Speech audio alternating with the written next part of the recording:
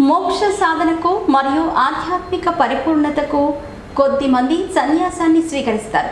సన్యాసాన్ని స్వీకరించిన వారు నిరాడంబర జీవనం, బ్రహ్మచర్యం, ఐహిక సుఖాలపై అనాసక్తి, భగవంతునిపై నిశ్చల భక్తిని తమ జీవన విధానంగా మలుచుకుంటారు.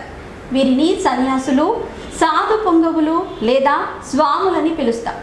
ఈ సన్యాసుల పట్ల సమాజం అత్యంత భక్తి కలిగి ఉంటుంది.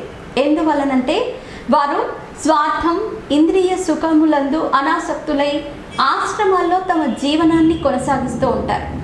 సన్యాసులు, సాధువులు పేద, ధనిక, మంచి, చెడు తేడా లేకుండా అందరిపై సమదృష్టి కలిగి ఉండేవారు. పొగడ్తలకు, నిందలకు, సంతోషాలకు, బాధలకు చరించకుండా ఉండాలని ప్రయత్నిస్తూ ఉంటారు.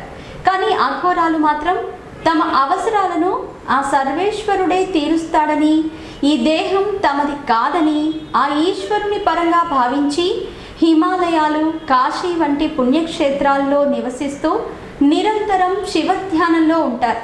ఇకపోతే వీరు కనిపించడం కూడా చాలా తక్కువ. వీరి జీవన విధానాన్ని ఒకసారి పరిశీలిస్తే శ్మశానాల్లో జీవించటం, పూజలు, ప్రాణాయామం, తపస్సులు నిర్వహించటం, కాలిన శవాల బూడిదను విభూతిగా భావించి ఒళ్ళంతా రాసుకోవటం, పుర్రెను ఆహారంగా స్వీకరించే పాత్రగా వినియోగించటం, అదే పుర్రెలో జంతువులకు కూడా ఆహారం వేయటం చేస్తూ ఉంటారు.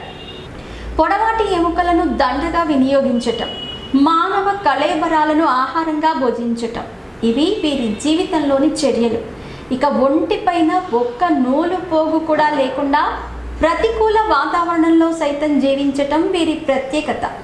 శరీరం బిగుసుకుపోయే చలిలో సైతం వీరి నివాసం శవాలతో సావాసం. శివుడు, ఇతర దేవతలు ధరించినట్టు వీరు పుర్రే ఎముకలను ధరిస్తారు. ఇకపోతే అఘోరాల జీవన సరళి, ఆచార వ్యవహారాలు భయానకంగా ఉంటాయి.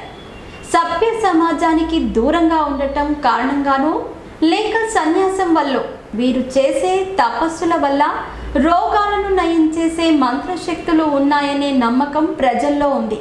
అందుకే వీరిని కొందరు దైవ స్వరూపులుగా కూడా భావిస్తారు.